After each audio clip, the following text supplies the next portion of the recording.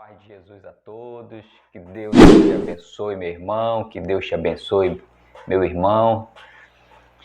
Estamos iniciando mais um estudo da lição da revista da Escola Bíblica Dominical, Juízes e Ruth, a história do passado que nos alerta para o presente. Já estamos caminhando para encerrar o estudo sobre o livro de Juízes. Já estamos na nossa 8ª lição. E a 8ª lição, ela tem o tema que é o seguinte: a idolatria de Mica e da tribo de Dan.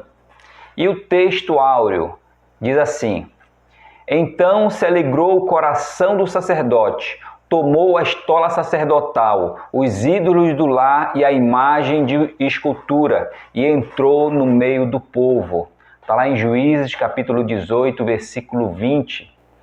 E a verdade prática: não há lugar para a bênção de Deus onde imperam o pecado e a idolatria. Essa lição está dividida em 3 tópicos e vamos ver no primeiro tópico Mica e a idolatria familiar. No segundo tópico vamos ver a tribo de Dan e a sua migração. E o terceiro tópico a gente vai ver tribo de Dan e a sua idolatria. Essa revista também tem 3 objetivos, que ela diz assim: primeiro objetivo é cumprir a vontade divina revelada na Escritura. Segundo objetivo, repudiar qualquer forma de idolatria. E o terceiro objetivo é preservar a fé bíblica e autêntica. Eu sou o evangelista Sérgio Cordovil. E se você ainda não é inscrito no nosso canal, se inscreva no nosso canal, acione o sininho das notificações, já dê o seu gostei, para que a gente possa ser motivado a trazer esse conteúdo semanalmente para os queridos irmãos. Eu oriento aos meus queridos irmãos que procurem fazer a leitura do capítulo 17 e o capítulo 18 do livro de Juízes, para que possamos ter a melhor compreensão e entendimento da lição. Estamos caminhando para o final do estudo sobre o livro de Juízes. Já estamos no 17º capítulo e o 18º. E a gente vai observar que com a morte de Sansão, o povo ficou ali sem um líder. Na verdade, Sansão nunca foi um líder verdadeiramente daquela nação, mas aquele povo ele estava ali sem uma liderança, sem um rei, sem alguém que pudesse dar uma direção para aquele povo. E a gente vai observar na lição que a degradação espiritual e moral agora desse povo, porque esse povo, eles faziam aquilo que agradava ao seu coração.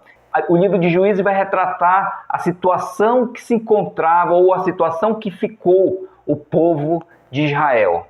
Número 1 da primeira unidade vai falar sobre a afirmação da idolatria familiar. Juízes capítulo 17, versículo 1, que diz: havia um homem da região montanhosa de Efraim, cujo nome era Mica.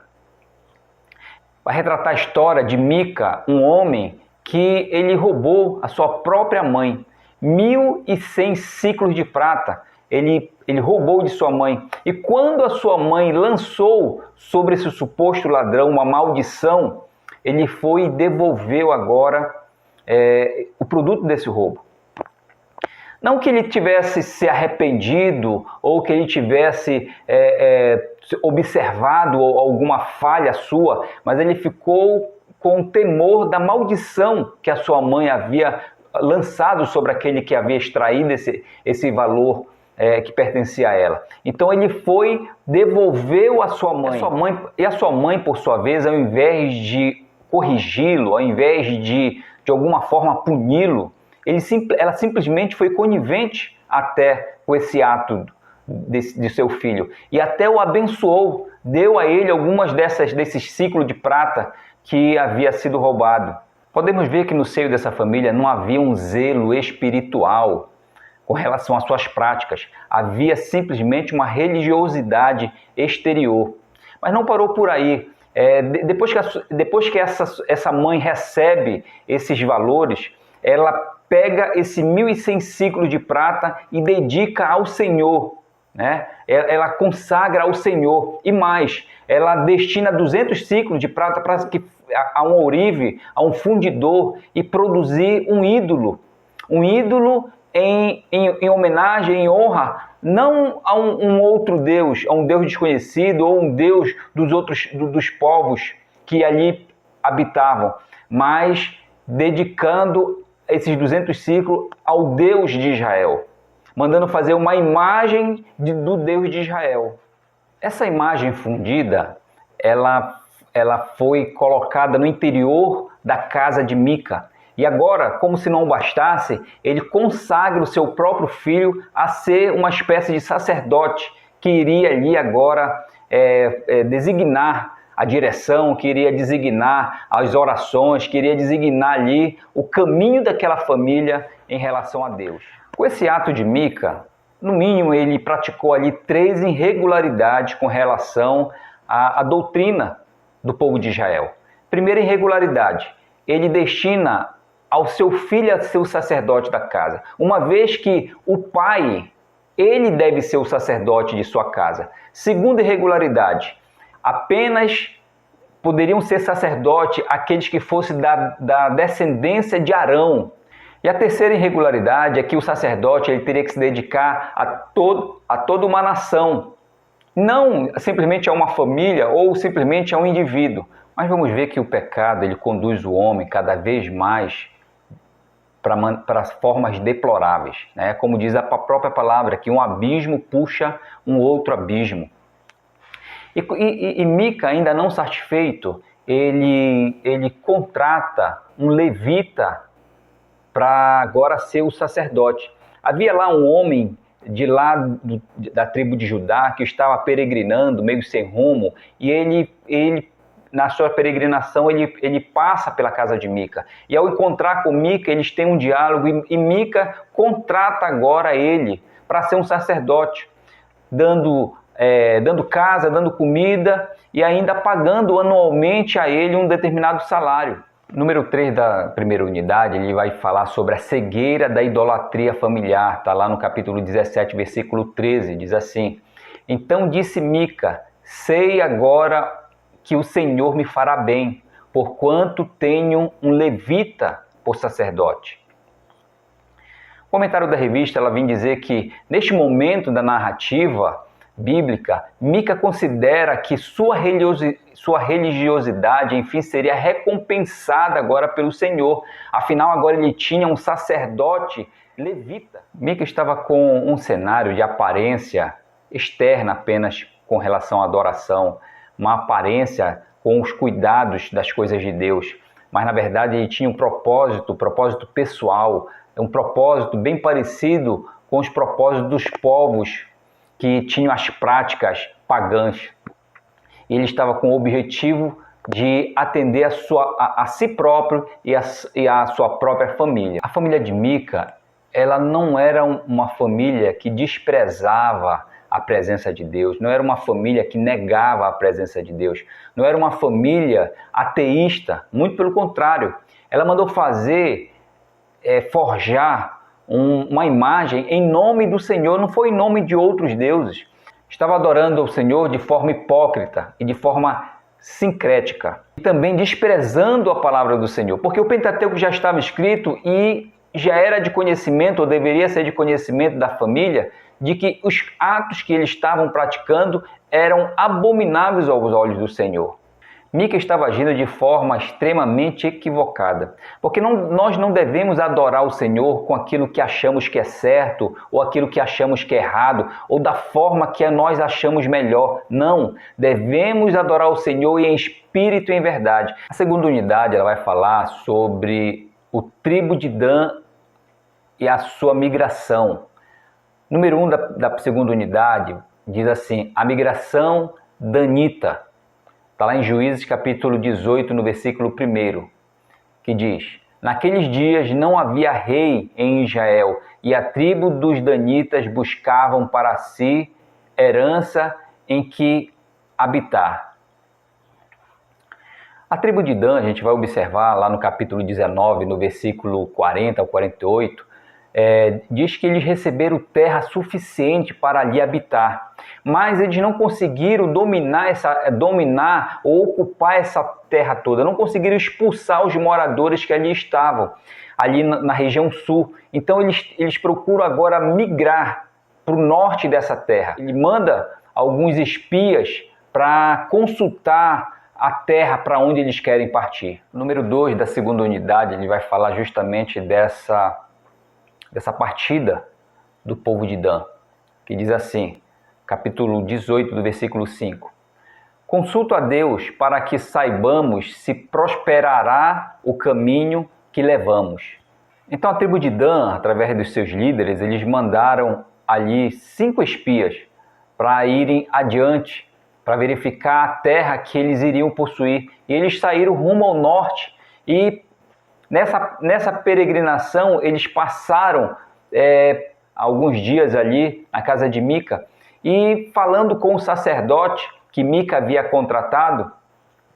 Esse sacerdote agora foi consultado pelos espias e os espias perguntou a eles se eles iam ter êxito, se eles iriam ter sucesso com essa jornada. E assim a revista, ou melhor, a Bíblia, ela não informa, a Bíblia ela não relata se esse sacerdote buscou realmente a resposta junto ao Senhor, mas só que essa resposta do sacerdote foi assim de imediato. Essa resposta do sacerdote foi assim de pronto, que eles teriam sucesso, ou seja, ele falou justamente aquilo que eles queriam ouvir. Ali, os espias estavam ali buscando ao Senhor, através do sacerdote, para ver se eles iriam ser abençoados. Mas como é que o Senhor iria abençoar agora os espias, uma vez que eles não estavam fazendo aquilo que era condizente com o que o Senhor havia dito que era para fazer? Que eles tinham que habitar aquela terra onde eles estavam saindo, que eles tinham que ter expulsado os povos que ali estavam habitando, e agora estavam justamente saindo daquele lugar porque eles não conseguiram expulsar os povos que ali estavam, não conseguiram expandir, não conseguiram habitar em toda a terra que sim, ali seria deles, e não uma outra terra que eles estavam tentando conquistar ou que eles já estavam explorando para ver se realmente eles iriam conseguir agora habitar naquela terra. Número 3 da segunda unidade, ela vai falar a respeito da espionagem danita.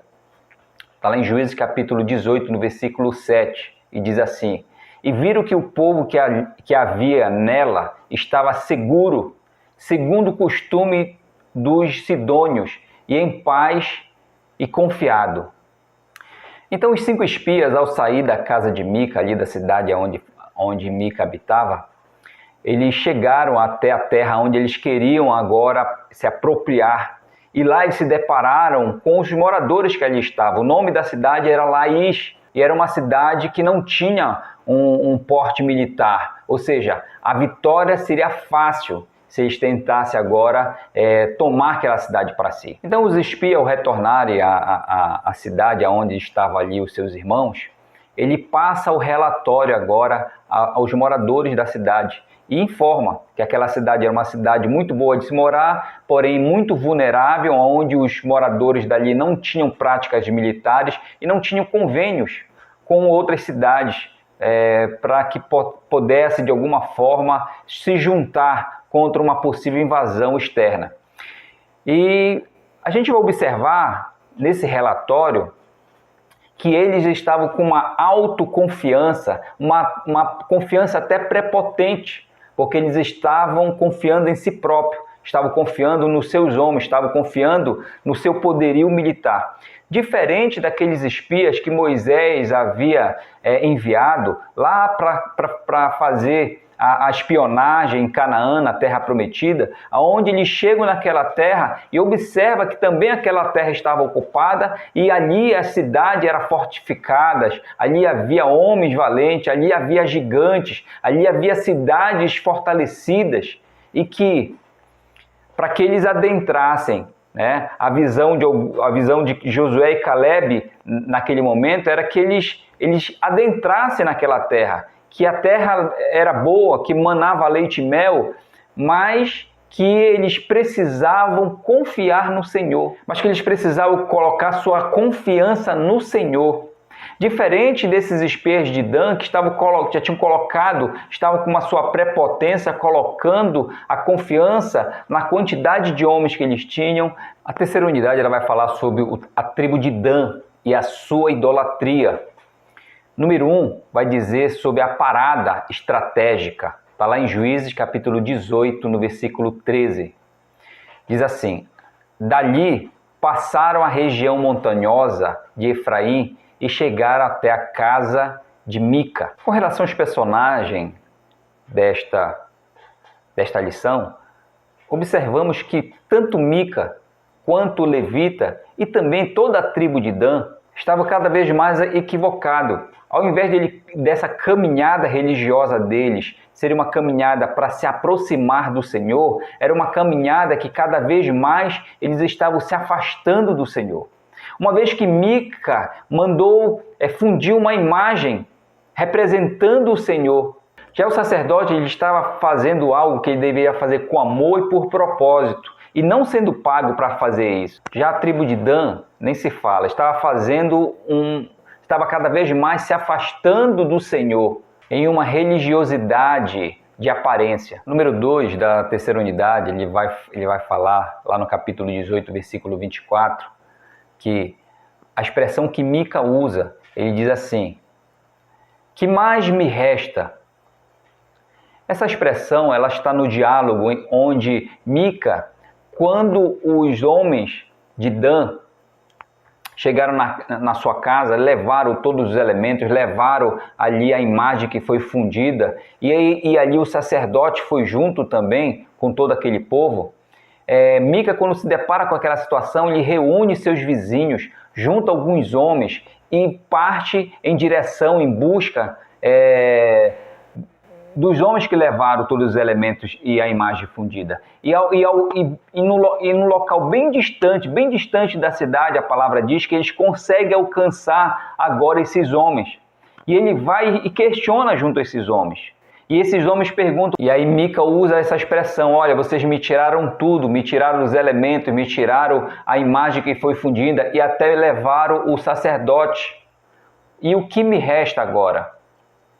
Então, isso aí denota a decadência espiritual da família de Mica, onde ele colocou toda a sua esperança, toda a sua felicidade, tudo que ele tinha nos elementos, na imagem fundida e até mesmo no levita que ali foi consagrado por ele sacerdote naquele lugar.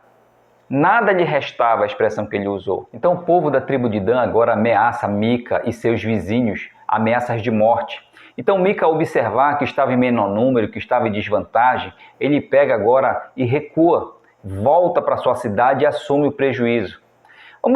Percebemos que tudo começou quando Mica roubou ali a sua própria mãe, mandou fundir essa imagem, e agora essa imagem está indo para um outro local. Então a grande decepção da idolatria, a grande decepção agora da religiosidade. E Mica, ele estava passando por um processo onde se fala lá em Gálatas capítulo 6, versículo 7, que de Deus não se zomba. Aquilo que o homem semeia, aquilo que o homem planta, ele vai colher. Então Mica estava simplesmente colhendo aquilo que ele plantou lá atrás. Número 3 da terceira unidade vai falar a respeito do caos espiritual. Lá em Juízes 18, versículo 30, ele diz assim: os filhos de Dan levantaram para si aquela imagem de escultura. Então depois que a tribo de Dan agora bota a família de Mica e os seus vizinhos, todos eles para correr, eles vão em direção à cidade de Laís. E ali, quando chega na cidade de Laís, eles simplesmente passam aqueles moradores a fio da espada. Eles tomam a cidade para si, eles queimam toda a cidade. Mas logo em seguida ele reconstrói a cidade e batiza a cidade com o nome de Dan. E ele levanta agora essa imagem fundida lá na casa de Mica e coloca nessa cidade que foi agora batizada de nome de Dan.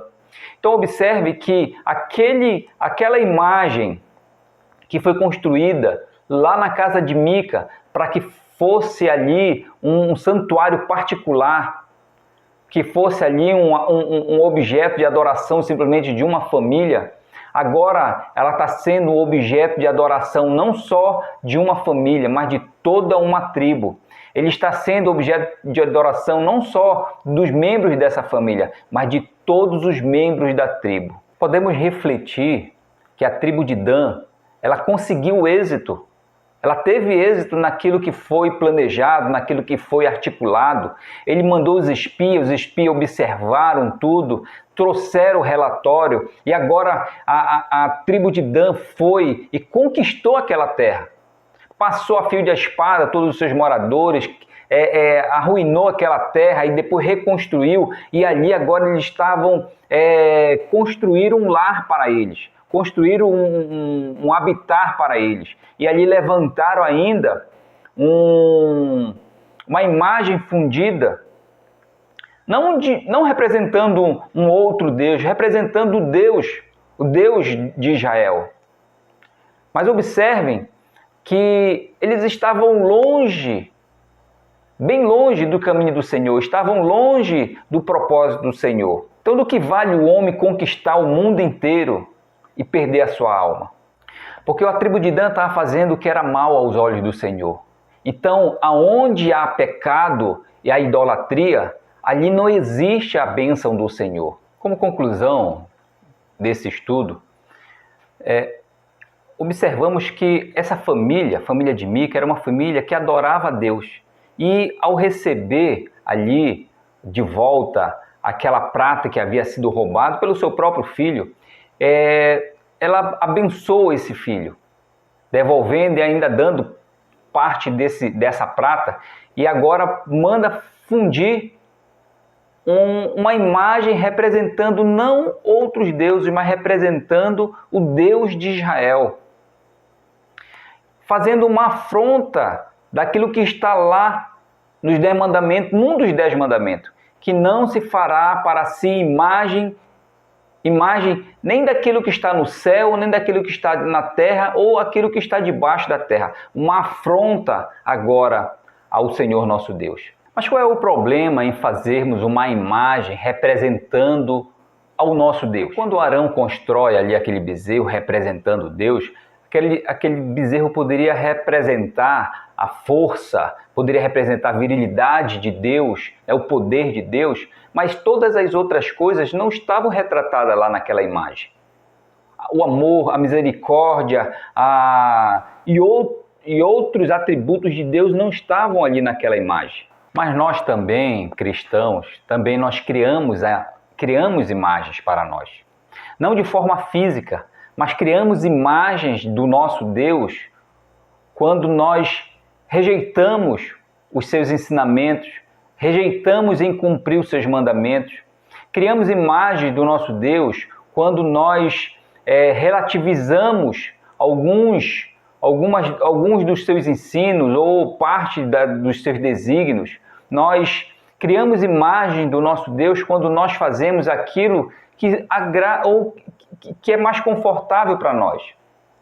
Quantos de nós já ouvimos falar de dizer assim, olha, eu não creio que Deus seja assim, eu não creio que isso seja dessa forma, deixando de lado realmente o ensino da parte de Deus. Ou seja, a gente procura entender ou querer compreender ou aceitar para nós simplesmente aquilo que nos agrada. Então estamos fazendo uma imagem de como Deus é para nós. Fazemos imagem para nós também quando nós deixamos de ser piedosos, deixamos de ser caridosos, deixamos de ser separados, santos. E também criamos uma imagem de Deus distorcida quando nós relativizamos as coisas de Deus, quando nós relativizamos aquilo que Deus nos coloca como uma ordenância. Né? Quando fazemos prática que o nosso coração fica confortável em realizar, achando que não estamos fazendo as coisas erradas. Estou em paz com o meu coração, então isso não me afeta. Não, mas o pecar ele não tem a ver com o que o seu coração sente. O pecar ele tem a ver com o que você faz ou deixa de fazer que agrada o nosso Deus. Então, quando nós fazemos aquilo que agrada o nosso coração, quando nós relativizamos, dizendo assim, isso daí para você tá certo, mas para mim tá errado. Isso aí da minha visão, a minha visão é diferente da sua visão. Então, quando nós relativizamos a coisa, nós estamos criando uma imagem de um Deus que seja bom para nós. Uma imagem de um Deus que seja da melhor forma para nós. E rejeitando aquilo que está nos seus mandamentos, rejeitando aquilo que está nas suas ordenanças. Mas Mica constrói tudo isso para ele se autoagradar. Então esse é o risco que nós corremos. O risco de construir um templo que nos agrada, construir uma religião que nos agrada, construir até mesmo um Deus que nos agrada. Então que possamos compreender e tirar proveito dessa lição e que devemos abandonar os nossos ídolos, sejam eles físicos ou sejam eles espirituais, que venhamos abandonar a imagem do Deus que nós construímos, essa imagem de Deus que nós construímos para favorecer a nós, que construímos para agradar a nós, que construímos para o nosso bel prazer. Então que possamos abrir mão dos nossos ídolos, que possamos abrir mão das imagens que nós criamos e que possamos criar ou passar a ter um relacionamento verdadeiro com o nosso Deus. E a aplicação pessoal, ela diz assim: não podemos manipular a Deus com uma vida religiosa superficial e idólatra. Uma vivência espiritual sadia demanda que entreguemos nosso coração a Jesus e confiemos a Ele todos os nossos caminhos, por amor e sempre à luz da palavra de Deus. Então, meu irmão, minha irmã, que possamos entregar o nosso caminho ao nosso Deus, que possamos entregar o nosso coração a Jesus Cristo, porque é do coração que procede a saída da vida. Que possamos sempre colocar os nossos passos à luz da palavra do Senhor, para que possamos ter êxito, para que possamos sempre estar debaixo das bênçãos do Senhor, porque a obediência, ela gera a bênção. E se essa lição, o comentário dessa lição lhe ajudou, meu querido professor, minha querida professora, coordenador, aluno da Escola Bíblica Dominical, você possa aí compartilhar aí com as pessoas que convivem com você o conteúdo da lição e que possamos nos encontrar na próxima lição. Que Deus nos abençoe e nos guarde, que possa estar com a sua mão potente e poderosa sempre sobre as nossas vidas, sobre os nossos caminhos, nos dando a sua direção. Em nome de Jesus. Amém.